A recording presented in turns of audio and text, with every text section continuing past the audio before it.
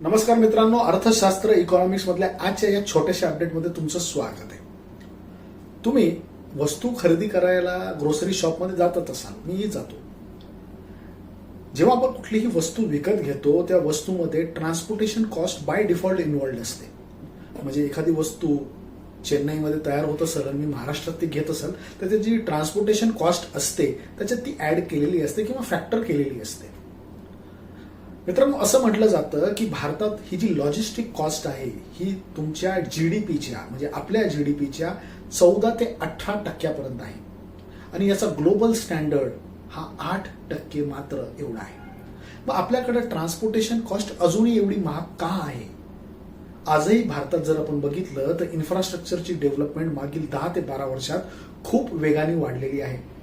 चांगले हायवेज आपल्याकडे आलेले आहेत, एक्सप्रेसवे आलेले आहेत आणि कुठंतरी भारताचा स्वर्ण युग येत्या 8 ते 10 वर्षात अजून येईल असं प्रामुख्याने जाणवतं. कारण गव्हर्नमेंटचं पूर्ण फोकस इन्फ्रास्ट्रक्चरवर डेव्हलपमेंट मोठ्या पद्धतीने करावं हे दिसून येत आहे. खूप सारे मोठे मोठे हायवेज, रोडवेज, एक्सप्रेसवेज, एअरवेज व वॉटरवेजवर गव्हर्नमेंटचा फोकस मागील काही वर्षातून आपल्याला दिसून आल्याचं दिसतं.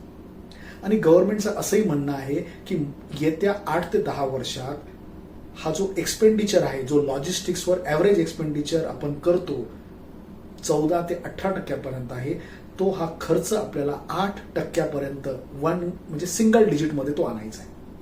याचा फायदा नक्की काय होणार आहे? याचा फायदा असं होईल की खूप साऱ्या ज्या वस्तू आहेत त्या आपल्याला कमी किमतीत भेटतील व कुठंतरी इन्फ्लेशनला हे कमी करण्यास आपल्या देशाला मदत करणार आहे.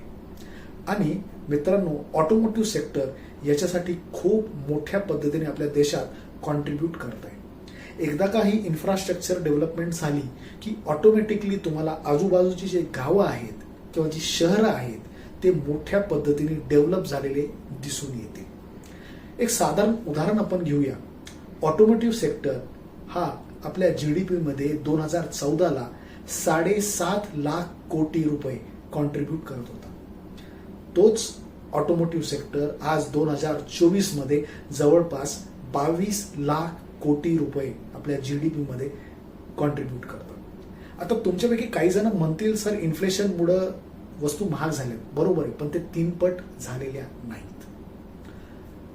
आपण जापानला ऑटोमोटिव्ह सेक्टरमध्ये मागं टाकलेलं आहे आणि आपण आता जगभरात 3rd लार्जेस्ट ऑटोमोबाईल मॅन्युफॅक्चरर झालेलो आहोत. आणि जशी जशी इन्फ्रास्ट्रक्चर डेव्हलपमेंट अजून वाढत जाईल, लॉजिस्टिक कॉस्ट कमी होईल व कुठेतरी हा फायदा आपल्याला दिसल व आपल्या सगळ्या वस्तूंमध्ये, सेवांमध्ये हे कमी झाल्याचे आपल्याला लक्षात येईल. याच्यात तुमची प्रगती आहे, माझी आहे, सगळ्या देशाची आहे. आज इथंच थांबूया. व्हिडिओ आवडला असेल तर लाईक करा, शेअर करा, सबस्क्राईब करा व हो, भेटत राहा. नमस्कार.